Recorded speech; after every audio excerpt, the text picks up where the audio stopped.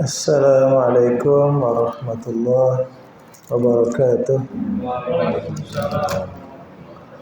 Bismillahirrahmanirrahim. Alhamdulillahirabbil alamin. Wassalatu wassalamu ala Rasulillah wa ala alihi wa sahbihi wa man tabi'ahum bi ihsanin ila yaumiddin, amma ba'd. Ma'asyiral muslimin rahimani wa rahimakumullah. Alhamdulillah, pertama kita bersyukur kepada Allah Subhanahu wa taala atas nikmat iman, nikmat Islam, dan juga nikmat bisa beribadah kepada Allah Subhanahu wa taala. Insyaallah taala kita lanjutkan pelajaran kita kitab Sahih Muslim. Kita masuk ke hadis yang berikutnya. Haddatsana Qutaibah bin Sa'id. Haddatsana Laits an Ibni Ajlan an Muhammad bin Yahya bin Habban an Ibni Muhairis an As-Sunabihi an Ubadah bin Samit. Nah, ini sanad ya.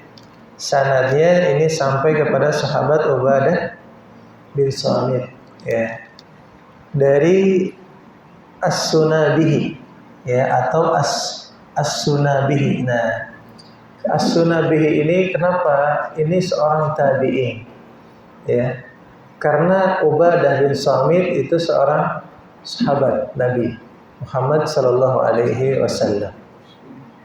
Kita ingin membedah dulu atau menjelaskan dulu tentang sahabat Ubadah bin Samit karena hadis ini erat kaitannya dengan kehidupan sahabat Ubadah bin Samit dan juga muridnya yaitu As-Sunabihi. Ini isi hadis ini sangat berkaitan dengan kedua orang ini. Nah, yang pertama ini sahabat Ubadah bin Samit ini, kalau kita perhatikan beliau bernama Ubadah bin Samit bin Qais bin Asram bin Fihr bin Sa'labah bin Gun bin Salim bin Auf bin Amr bin Auf bin Al-Khadraj Al-Ansari As-Salimi. Nah, kunyah beliau Ubadah bin Samit ini Abu Walid. Nah, beliau kalau kita perhatikan dari nama beliau Al-Khadraj, berarti beliau berasal dari suku Khadraj. Nah, kita tahu suku Aus dan Khadraj ini berada di mana? Madinah. Nah, berarti sahabat Ubadah bin Samit ini termasuk Ansar, termasuk sahabat Ansar sahabat yang dari Madinah, dari asalnya dari Madinah Nah, dan Ubadah bin Samit ini seorang sahabat yang termasuk as-sabiqun al-awwalun, termasuk orang-orang yang pertama masuk Islam dari kalangan Ansar. Kalau kita melihat, kalau kita belajar hadis dan kita ada istilahnya ada sahabat yang disebutkan termasuk as-sabiqun al-awwalun, orang-orang yang pertama-tama masuk Islam, berarti kita harus lihat dia dari kalangan muhajirin atau kalangan ansar, begitu Itu caranya. Kenapa kita melihatnya begitu? Karena dalilnya dalam surat At-Taubah ayat ke-100. Apa Allah katakan? Was-sabiqun al-awwalun minal muhajirin wal ansar walladzina taba'uhum bi ihsan radhiyallahu anhum wa radu an wa 'adda lahum jannatin tajri tahtaha al-anhar khalidina fiha abada dzalikal fawzul 'adzim. Nah, Allah katakan dalam surat At-Taubah ayat ke-100 ini was-sabiqun al-awwalun, orang-orang yang pertama masuk Islam. Nah, dari mana nih? Berarti kan orang-orang yang pertama masuk Islam, berarti mereka siapa? Sahabat Sahabat mereka. minal muhajirin, dari kalangan muhajirin, yaitu sahabat yang mereka asalnya dari Mekah, wal ansar, dan dari sahabat ansar, yaitu sahabat yang asalnya dari Madinah. Nah, baru Allah sebutkan apa? Walladzina taba'uhum bi ihsan. Ini maksud Allah siapa? Tabi'in, murid dari sahabat. Nah, tabi'in, kalau dalam hadis ini tabi'innya siapa? As-Sunabihi. Ini tabi'in. As-Sunabihi, ya. Abdurrahman, nanti kita jelaskan nih. Karena di hadis ini luar biasa, nanti isinya sangat berkaitan dengan muridnya Ubadah bin Samit ini, As-Sunabihi, ya. Berarti As-Sunabihi ini termasuk golongan apa? Tabi'in. Muridnya sahabat. Kemudian termasuk juga dalam ayat ini walladzina taba'uhum bi ihsan, muridnya tabi'in. Siapa? Tabi'in. Wa man tabi'ahum bi ihsan, ya, ila yaumiddin, ya, sampai hari kiamat, terus sampai di zaman kita sekarang. Apa kata Allah terhadap mereka ini? Radhiyallahu anhum wa radu an. Allah ridho kepada mereka dan mereka ridho kepada Allah. Apa balasannya? Ya, wa'adda lahum jannatin tajri tahtahal anhar. Allah akan balas mereka dengan surga yang mengalir di bawahnya sungai-sungai. Khalidina fiha abada. Mereka kekal di dalamnya. Abada apa? Selamanya. Abadi, ya. Abadi itu dari bahasa Arab, ya. Abadi diambil dari bahasa Arab. Dzalikal fawzul adzim. Itulah kesuksesan yang besar, yang nyata, yang hakiki.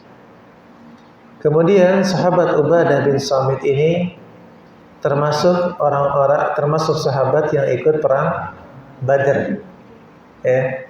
Nah, antum tahu, ingat juga kalau dalam hadis ada sahabat disebutkan ikut perang Badar, berarti apa? Dijamin masuk surga. Ada jaminan dari Allah Subhanahu wa taala. Berarti ini sahabat yang luar biasa maksudnya. Beliau ikut perang Badar, ya. Sahabat Ubadah bin Samit ikut perang Badar. Ikut juga perang Uhud.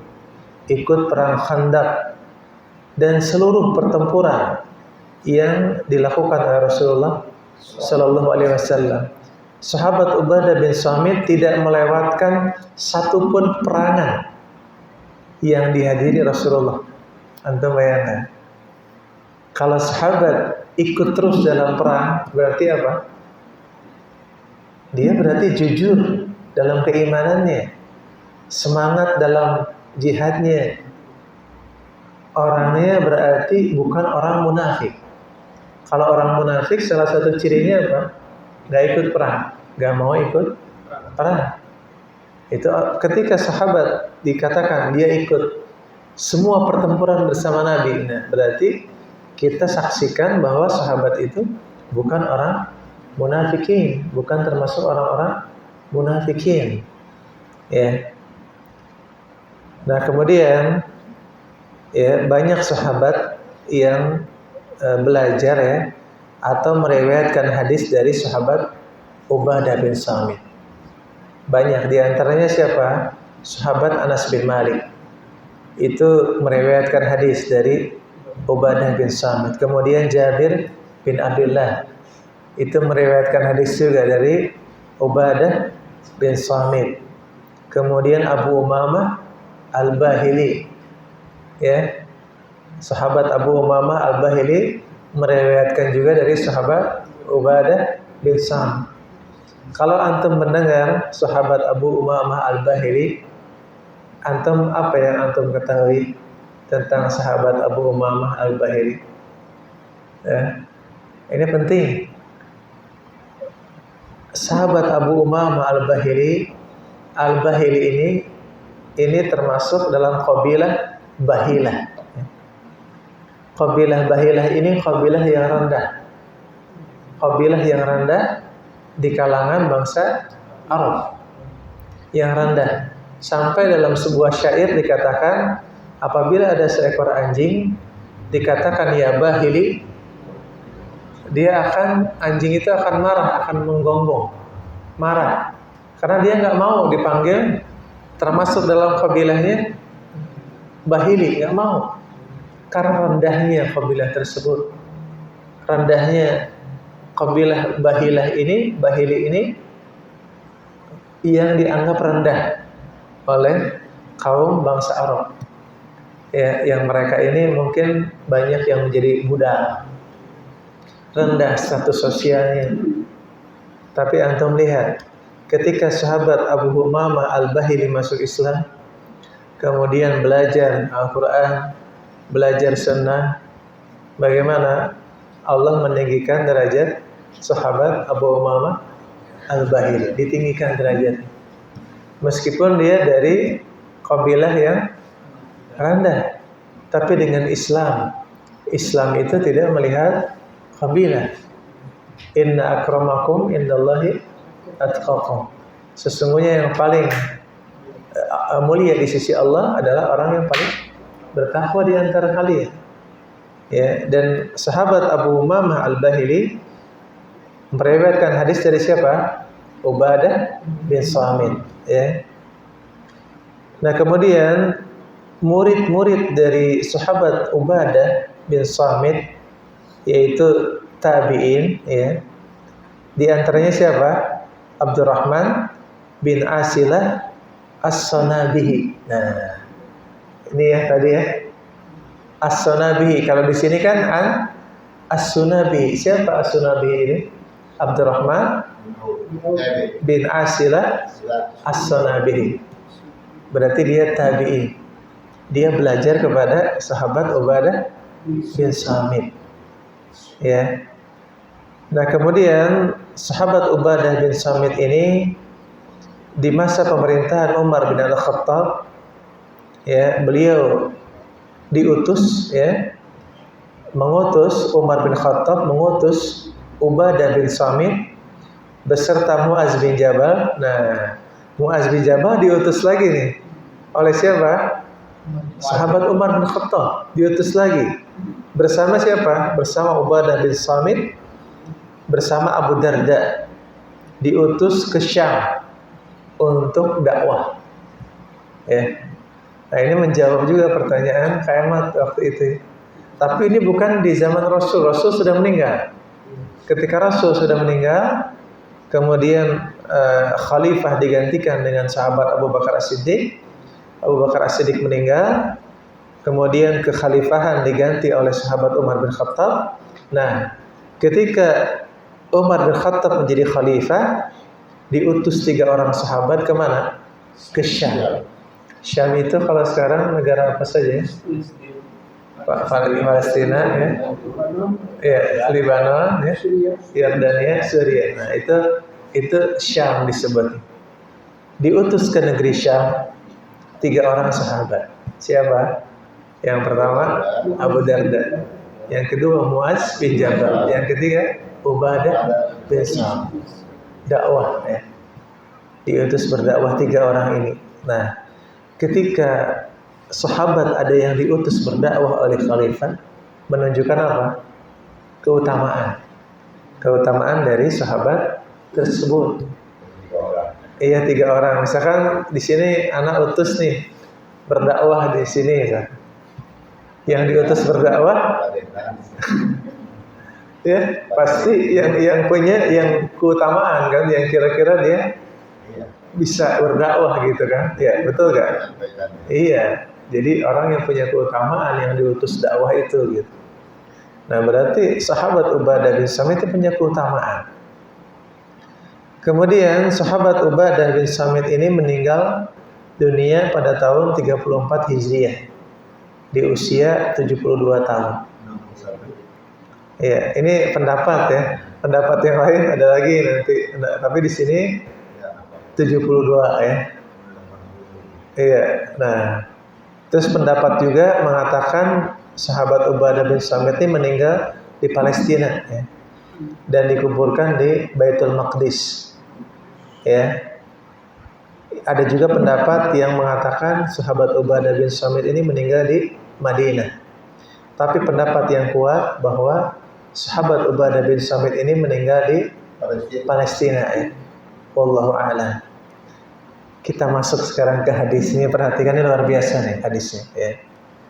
Annahu qala, berkata As-Sunabihi ya, muridnya Ubadah bin Samit mengatakan, dakhaltu alaihi wa huwa fil maut. Aku masuk kepada sahabat Ubadah bin Samit wa huwa fil maut. Apa wa huwa fil maut? Dia dalam keadaan sakit. Ya, sakit yang mau meninggal. Ya. Jadi wa huwa fil maut. Nah, ini pentingnya kita belajar bahasa Arab, dan juga selain bahasa Arab kita belajar juga ilmu yang lain, ilmu hadis.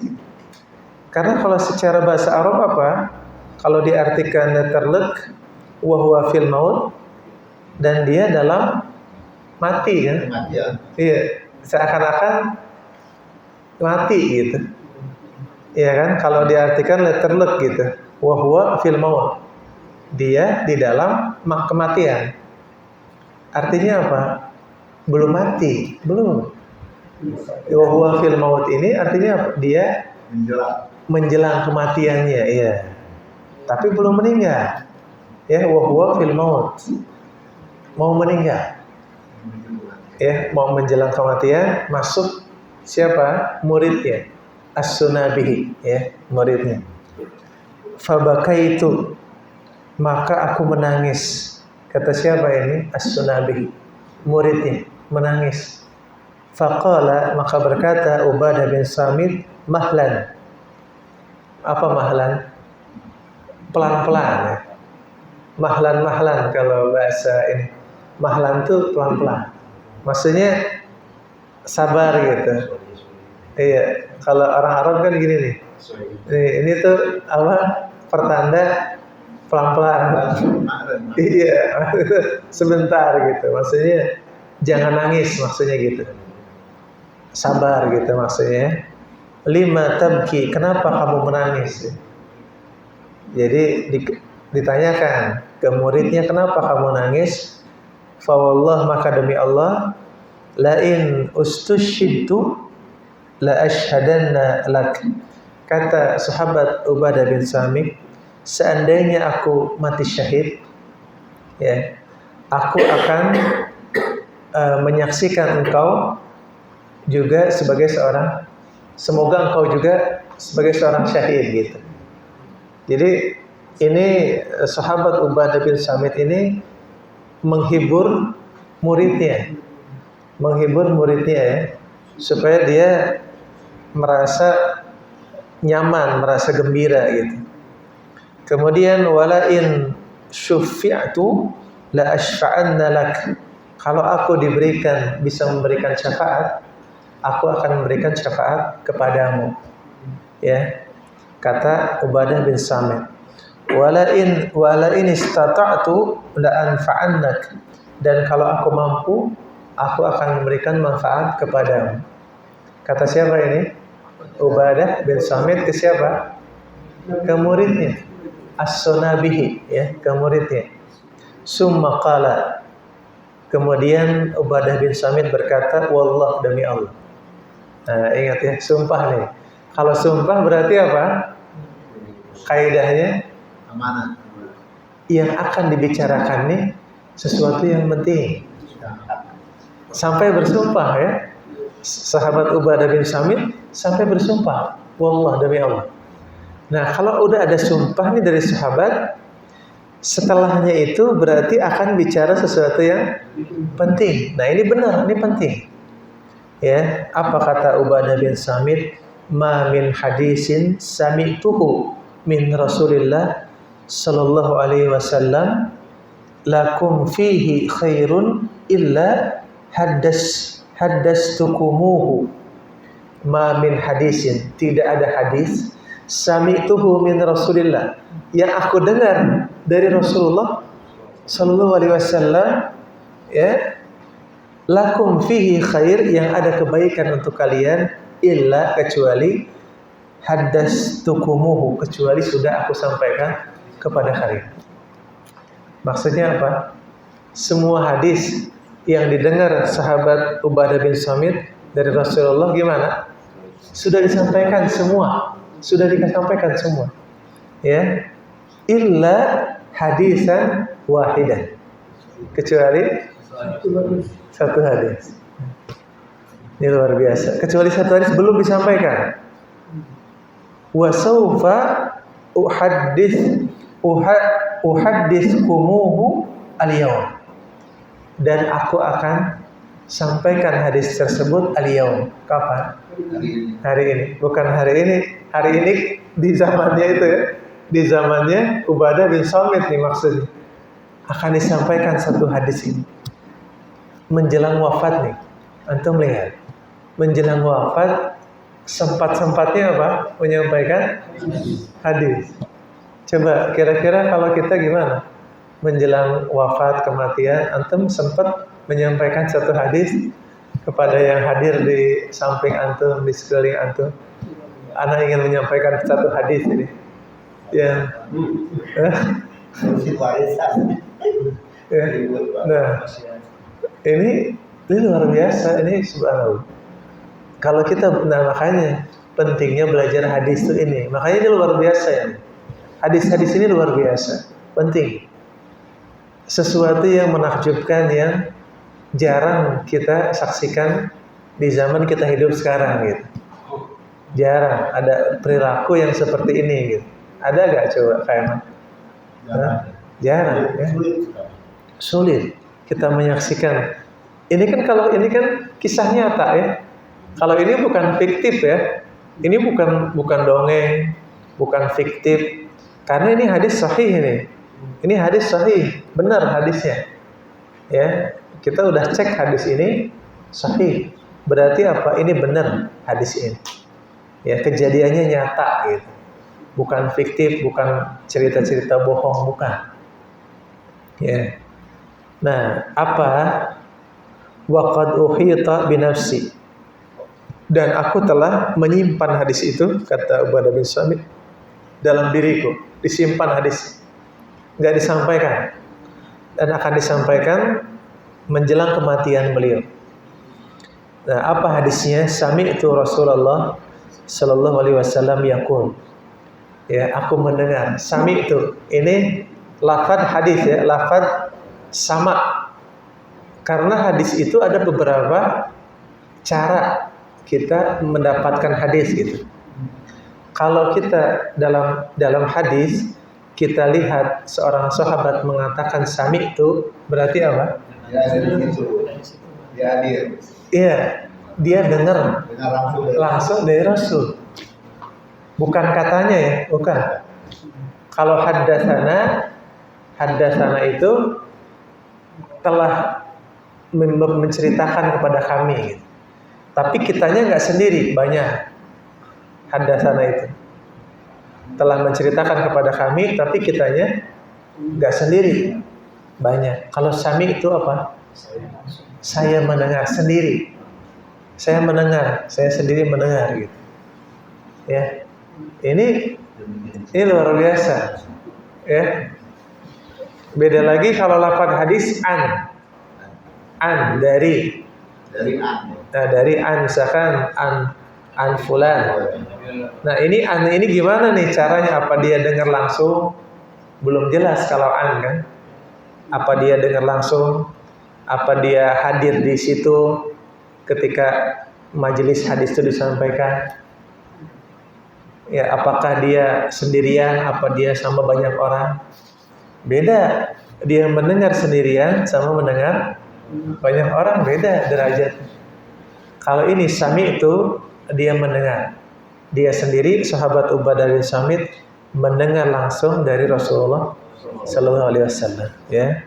Yaqul, Rasulullah mengatakan, "Man syahida alla ilaha illallah," barang siapa yang bersaksi tidak ada Tuhan yang berhak diibadahi kecuali Allah, wa anna Muhammadan Rasulullah, dan dia bersaksi sesungguhnya Nabi Muhammad utusan Allah, harramallahu alaihinna, Allah haramkan dia untuk masuk ke neraka.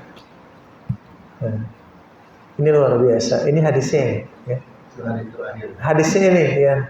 Hadis yang disampaikan terakhir oleh sahabat Ubadah bin Samit. Maksudnya apa hadis ini? Tauhid. Orang yang bertauhid dia tidak akan kekal di neraka. Nah, meskipun dia misalkan masuk neraka, tapi dia akan dikeluarkan dan kemudian masuk surga pada akhirnya. Nah, tapi di sini ada pertanyaan. Hadis-hadis seperti ini, ya, kenapa sering disampaikan oleh sahabat itu di akhir-akhir kehidupan? Gitu. Ada beberapa. Nah, di sini para ulama mengatakan bahwa hadis-hadis seperti ini kenapa disampaikannya di akhir-akhir kehidupan sahabat? Para sahabat khawatir ketika disampaikan hadis yang seperti ini, para manusia bermudah-mudahan dalam beramal. Ya. Jadi takut ketika disampaikan begini, barang siapa yang bertauhid, bersyahadat, dia akan haram masuk neraka. Para sahabat takut orang-orang akan malas beramal. Oh, yang penting mah tauhid. Yang penting mah saya syahadat. Udah, saya akan masuk surga. Saya insya Allah akan masuk surga. Tapi ibadah malas-malasan, bermudah-mudah. Gara-gara hanya berpatokan kepada syahadat saja. Itu kekhawatiran para sahabat itu seperti itu gitu. Nah, apalagi di zaman sekarang gitu. Ketika disampaikan hadis seperti ini, yang harus kita pahami apa? Konsekuensi dari syahadat. Nah, itu makanya yang kita bahas kan. Syahadat itu tidak sekedar ucapan, ada konsekuensinya. Iya.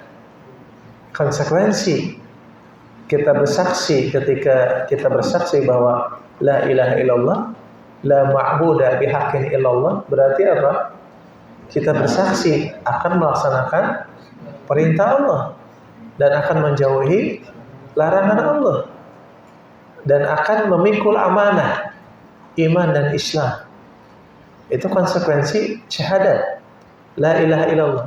Kemudian konsekuensi dari wa anna Muhammad Rasulullah, apa konsekuensi? Ada 4 ya. Ada 4 konsekuensi. Yang pertama apa? Konsekuensi dari syahadat Muhammad Rasulullah. Iya. Tasdiquhu fima akhbar. Membenarkan seluruh kabar berita yang disampaikan Rasulullah SAW. Yang kedua,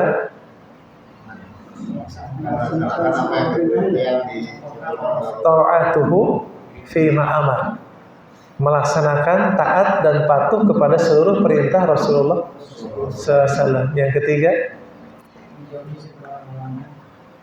wajtinabu ma naha anhu wa jaza. Menjauhi segala larangan dan yang diperingatkan oleh Rasulullah SAW. Yang keempat, ini Pak Yudi luar biasa nih. Hasil ke Cibinong nih ada hasil ya. Hasil ke Bogor gak sia-sia ya Pak Yudi. Ada hasil ke Cibinong, perjalanan pulang jam 12 malam ya. Pulang jam 12 malam tuh gak sia-sia ya. Dapat ilmu. Pak Yudi ya. 3, satu lagi apa? Ya. Wa alla yu'badallah illa bima syara'a. Tidaklah kita beribadah kepada Allah kecuali sesuai dengan tuntunan dan syariat dari Rasulullah sallallahu alaihi wasallam. Itu konsekuensi syahadat. Jadi bukan berarti kita merasa sudah bersyahadat, sudah beriman, sudah berislam, bebas ya. Saya pasti akan masuk surga. Iya, di akhirnya masuk surga.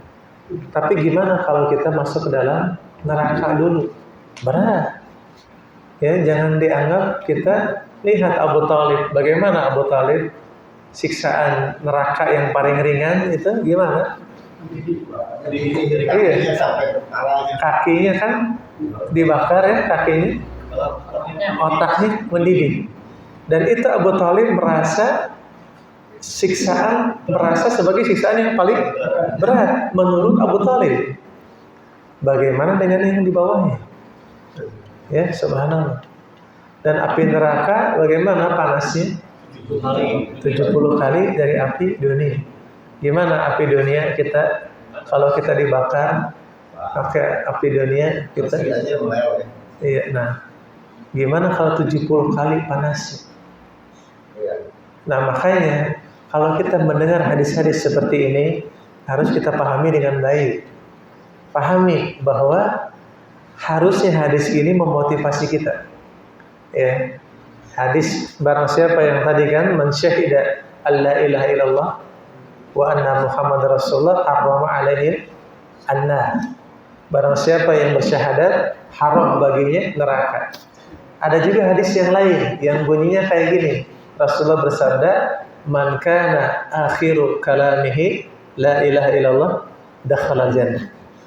Barang siapa yang akhir ucapannya la ilaha illallah dakhala jannah, dia akan masuk surga. Pertanyaannya, kita di akhir hidup kita bisa gak mengucapkan la ilaha illallah? Itu pertanyaan, iya, itu jangan dianggap mudah gitu. Jadi jangan nanti gampang. Yang penting nanti saya mau meninggal, saya dihafalin tiap hari kan. La ilaha illallah tiap hari dia dihafalin la ilaha illallah terus ya. Di murojaah ya. Tapi dia sholat nggak sholat, ngaji nggak ngaji, ibadah nggak ibadah. Dia berpegangnya hadis ini. Kan yang penting nanti di akhir kehidupan kita ngucapin la ilaha. Yang penting itu aja. Itu masuk surga. Bener gak pemahaman begitu? Salah. Nah itu khawatir kita orang-orang yang gak belajar hadis, dia memahaminya dengan pemahaman yang salah gitu. Ya, kita bisa mengatakan la ilaha illallah di akhir hidup kita karena apa?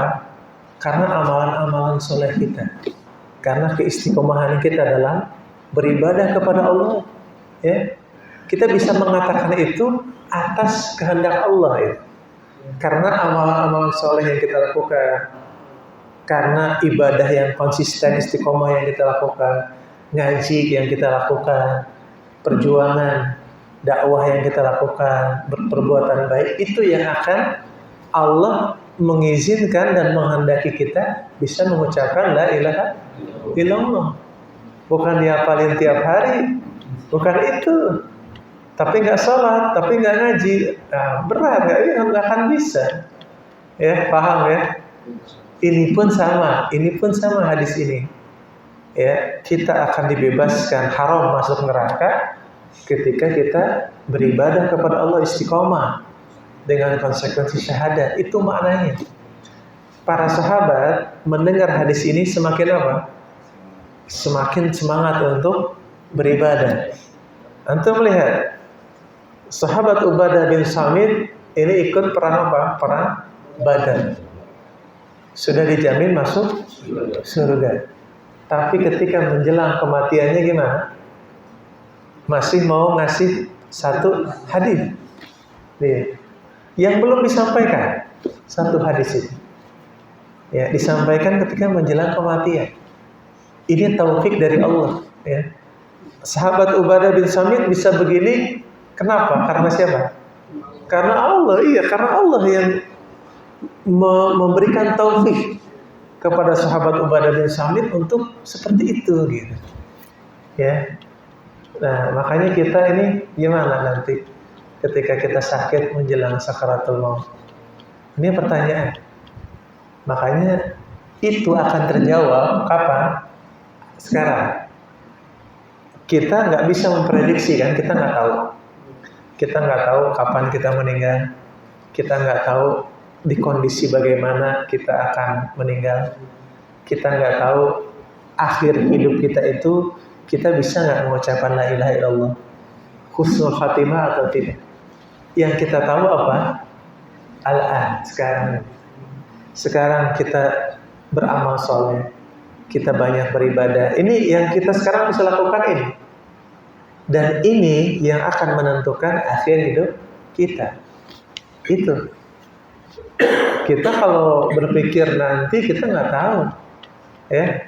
Kita nggak tahu, tapi ini yang kita perjuangkan sekarang. Gitu. Nah, ini hadis-hadis seperti ini sama seperti yang pernah diucapkan Rasul kepada sahabat Abdullah bin Mas'ud dalam kitab Tauhid, ya. Sama. Barang siapa yang bertauhid, dia akan dimasukkan ke dalam surga. Ya. Dan juga sahabat Ubadah bin Samit menyampaikan hadis yang belum pernah disampaikan karena apa? Khawatir kalau nggak disampaikan tergolong orang-orang yang apa? Menyembunyikan ilmu. Itu nggak boleh, ya. Kalau ilmu bagikan, ya. Kalau ilmu jangan pelit terhadap ilmu. Kita punya ilmu gimana? Kak Ahmad punya hadis nih, satu hadis. Sampaikan langsung ke orang. Sampaikan ke seluas-luasnya. Kasih. Gak akan berkurang ilmu itu, bahkan akan bertambah insya Allah. Kalau diberikan kepada orang lain. Ya, ilmu itu seperti itu. Kalau kita punya ilmu, jangan disampaikan nih ilmu ini. Ini khusus untuk diri anak aja pribadi. Boleh kan? Nggak boleh. Kecuali ada dalil. Seperti sahabat Abu Hurairah itu tidak menyampaikan semua kan hadisnya. Hanya menyampaikan berapa hadis sahabat Abu Hurairah? Sekitar 6.000 ya. 6.000 hadis. Ya. Itu belum disampaikan semua oleh sahabat Abu Hurairah. Iya, belum disampaikan semua. Dan juga Imam Muslim ini dan Imam Bukhari, bahkan Imam Bukhari pernah mengatakan beliau hafal 100.000 hadis. Ya. Antum bayangkan berapa hadis? 100.000 hadis. Nah, kita hafal berapa hadis nih sekarang? Iya, ya. Itu pertanyaannya. Nah, ini juga sama Imam Muslim di sini di Sahih Muslim ini sekitar 7.000 hadis.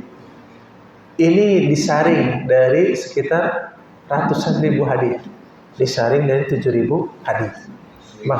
Iya, disaring gitu, disaring lagi sampai menjadi hadis yang menurut Imam Muslim itu hadis yang sahih. Nah, sekali lagi ini pelajaran bagi kita, ya, untuk kita semangat di dalam beramal saleh dan beribadah kepada Allah Subhanahu wa taala. Dan ini juga pelajaran bagi kita untuk semangat mempelajari hadis-hadis Rasulullah Sallallahu Alaihi Wasallam. Karena antum perhatikan di zaman Rasul ilmunya apa yang tersebar? Al-Quran dan hadis kan? Di zaman Rasul belum ada kitab Rasulullah, ada nggak? Kitab bahasa Arab belum ada. Ilmu-ilmu belum ada. Hanya 2, Al-Quran dan hadis. Di zaman Rasul, para sahabat begitu ilmunya, tapi mereka dijamin masuk surga. Karena mereka benar-benar berpegang teguh terhadap Al-Quran dan Sunnah. Karena ilmu yang ada sekarang itu sifatnya apa? Hanya pelengkap saja.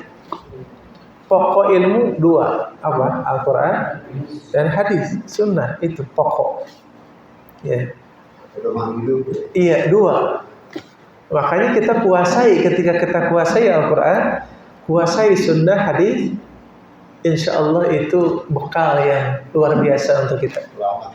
Iya, bekal yang luar biasa untuk kita bisa beribadah kepada Allah Subhanahu wa taala. Ya. Nah, kemudian di sini ini hadis nomor 29 ya. Karena kita memang nggak baca hadis semua ya. Kita nggak baca hadis semuanya. Target kita berapa hadis kayak 3.000 ya. Dari 7.000 target kita hanya 3.000 hadis ya. Target kita hanya 3.000 hadis insyaallah taala. Ya bisa insyaallah. Ya nanti ya, tapi ini kan kita pilih gitu. Kita pilih dan insyaallah target kita 3.000 hadis ya. Karena nanti ada hadis-hadis yang panjang di sini.